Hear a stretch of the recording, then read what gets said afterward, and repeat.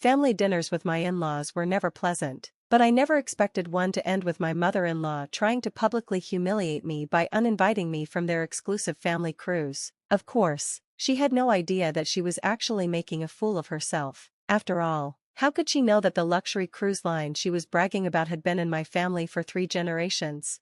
I'm Sophia Anderson, 28 years old, and this is the story of how my mother-in-law's attempt to exclude me from a family vacation backfired in the most spectacular way possible.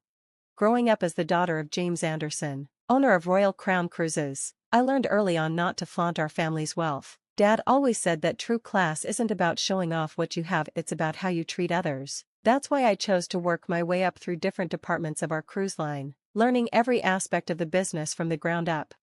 I met my husband Michael at one of our ports 3 years ago. He was working as a marine biologist, conducting research on coral reef preservation, one of the environmental initiatives our cruise line was supporting. What drew me to him was his passion for his work and his complete disinterest in material wealth. When we started dating, I didn't tell him about my family's ownership of Royal Crown Cruises. I wanted him to know me as just Sophia, not as the cruise line heiress.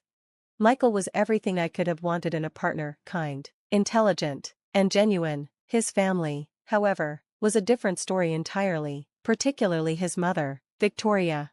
From the moment we met, Victoria made it clear that she found me lacking. "Oh, you work for a cruise line?" she'd said during our first meeting, her nose wrinkling as if I'd said I cleaned fish. "In what capacity?" "Customer relations," I'd replied, not mentioning that I was actually the director of guest experience for the entire fleet. Victoria had simply sniffed and turned away. Michael's family wasn't wealthy, but they desperately wanted to appear so. Victoria was constantly name-dropping and talking about luxury brands, while her husband Thomas quietly paid off their credit card debt. Michael had distanced himself from their materialistic lifestyle, which was one of the things I loved about him. When Michael and I got married last year, we had a simple ceremony on one of our small private islands, though I told his family it was just a quiet beach wedding. Victoria complained endlessly about the lack of extravagance, never realizing she was standing on property worth more than she'd see in 10 lifetimes. "Really, Michael," she'd sighed during the reception, "couldn't you have chosen somewhere more prestigious? I'll have to tell my friends it was a destination wedding just to save face." Michael had squeezed my hand under the table, and we'd shared a private smile. We'd agreed early in our relationship that we'd keep my family's ownership of Royal Crown Cruises private, at least until his parents showed they could handle the information responsibly. That moment hadn't come yet. Instead, Victoria had spent the past year making increasingly obvious hints about her disappointment in her son's choice of wife. She'd send me links to job postings for better positions, suggest expensive clothing stores I might want to consider shopping at, and make comments about how some people just don't understand the importance of maintaining appearances. I took it all in stride, partly because Michael was worth it, and partly because I knew the truth would come out eventually. I just didn't expect it to happen quite the way it did. Last week, Victoria invited us over for a family dinner. She was practically buzzing with excitement as we sat down at her carefully arranged table, complete with rental china she was trying to pass off as family heirlooms. "I have wonderful news," she announced once everyone was seated. "Thomas and I have decided to treat the family to a luxury cruise." My ears perked up at this. I knew every cruise line's itineraries by heart, and I was curious which one she'd chosen. "We've booked the Royal Crown Cruises Mediterranean voyage," she continued, shooting me a smug look. "It's the most exclusive cruise line in the world. You know, they don't just let anyone book with them." I had to bite my lip to keep from laughing. While it was true that our cruises often had waiting lists, it was because of our commitment to exceptional service and environmental responsibility, not social exclusivity. "That's wonderful, Victoria," I said carefully. "When is the cruise?" "Next month," she replied. "We've booked the owner's suite. It's the very best accommodation they offer. I'm sure you've never seen anything like it." I definitely had seen it. I'd helped design the latest renovation of that suite last year, but I just smiled and nodded. "The thing is," Victoria continued, her voice taking on a tone of false sympathy, "we could only book one suite, and it's really meant for immediate family." "Mother," Michael interrupted, his voice warning. "No, let me finish." Victoria held up her hand. "Sophia, dear, I hope you understand that this needs to be just family. You can surely find something to do while Michael enjoys some quality time with his parents and sister." The table went silent. Michael's sister Emma looked uncomfortable. while his father Thomas suddenly became very interested in his water glass. "Are you uninviting my wife from a family cruise?" Michael asked incredulously. "Don't be dramatic, darling." Victoria waved her hand dismissively. "She wasn't really invited in the first place. I mean, she works for a cruise line, she can probably get her own discount voyage somewhere more suitable." I could see Michael getting ready to explode, but I placed my hand on his arm. This was my moment.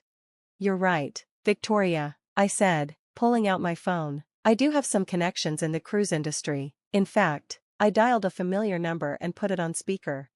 "Royal Crown Cruises Executive Office. How may I help you?" My father's voice came through clearly. "Hi Dad," I said sweetly, watching Victoria's face. "Remember that Mediterranean cruise booking for the Harrison family next month? The one in the owner's suite? I'm afraid we need to cancel it." The silence in the room was deafening. Victoria's face had gone from smug to confused to horrified in the span of about 3 seconds. "Dad?" she whispered.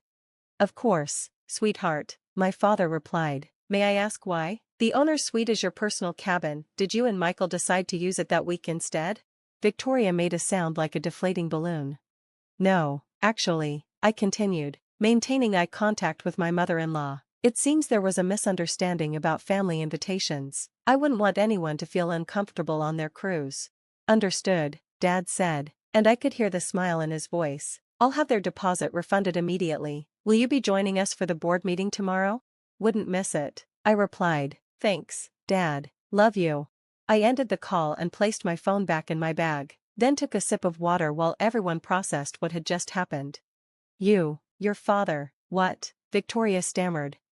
"Oh, I'm sorry," I said. "I thought you knew, since you seem to know so much about Royal Crown Cruises. My father is James Anderson, the owner. I'm not just an employee, I'm the director of guest experience and heir to the company. That owner's suite you booked? It's actually my personal cabin, reserved for my family's use. I was going to surprise you all by upgrading your booking to our best family package, but since I'm not family enough to be included." Michael was trying desperately not to laugh. Emma had her hand over her mouth. Thomas looked like he wanted to sink through the floor.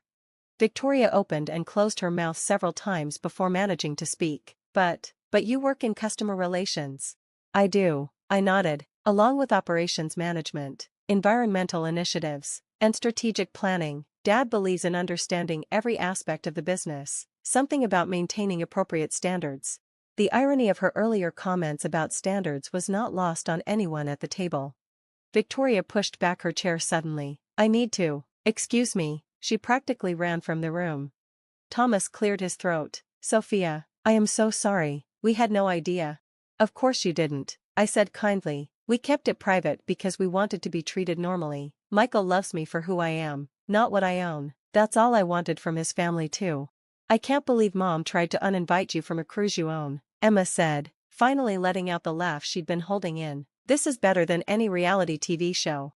Victoria didn't return to the dinner table that evening. We heard her upstairs, alternating between crying and making phone calls, probably to all the friends she'd bragged to about her upcoming luxury cruise.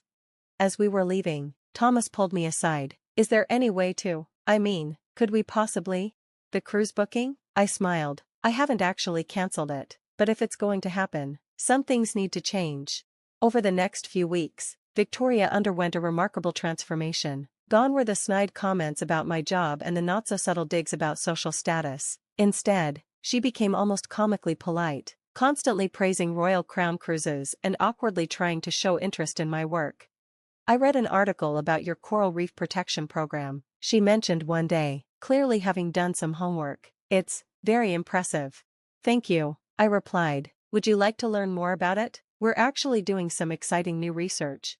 Slowly, painfully, Victoria began to realize that her obsession with status and appearances had nearly cost her family an amazing opportunity not just for a luxury cruise, but for a real relationship with her son and daughter-in-law. A month later, we all boarded the Mediterranean cruise together, Victoria, Thomas, Emma, Michael, and me. I'd kept my word about upgrading them to our best family package, with connecting suites and VIP access to all the ship's amenities.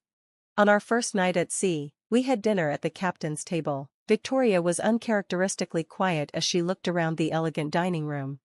"Sophia," she finally said, her voice softer than I'd ever heard it, "I owe you an apology. Not just for the dinner incident, but for everything. I've been so focused on appearing wealthy that I couldn't see what real class looks like. Which is what? I asked.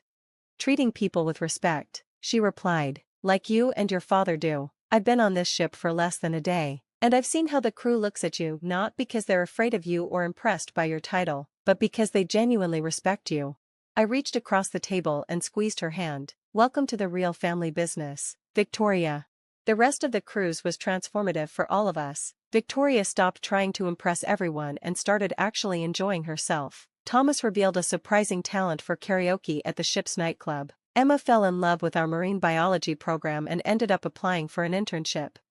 And Michael? He just smiled and said, I told you they'd come around eventually. Now, 6 months later, our family dinners are actually pleasant. Victoria still occasionally slips into her old habits, but she catches herself quickly. She's even started volunteering with some of our cruise line's charitable initiatives. Last week, she called me in tears. Sophia, I just found out that Margaret Stevens, my friend who's always bragging about her wealth, she's booked a cruise with one of our competitors. I noted her use of our competitors with amusement. And this is upsetting because Royal Crown is so much better, their environmental record is terrible, and I heard they don't treat their staff well at all. Couldn't you help me get her a booking with us instead? I want her to experience a real luxury cruise.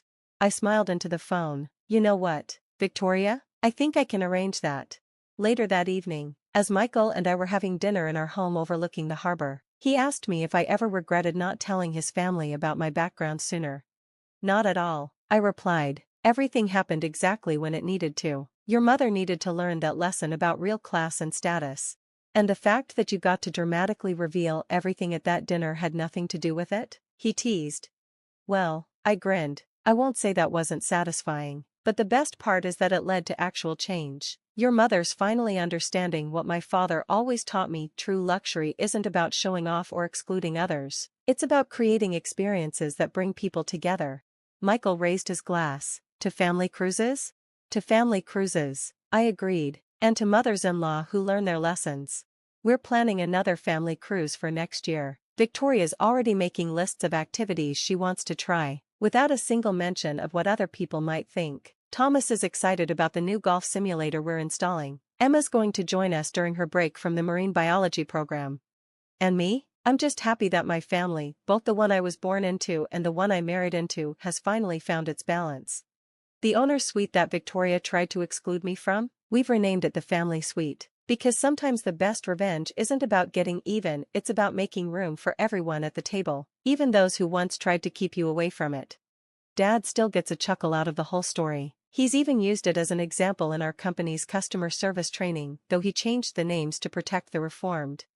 Remember, he tells new employees, every guest on our ships deserves to be treated like family, even if they're not technically the owner's daughter-in-law.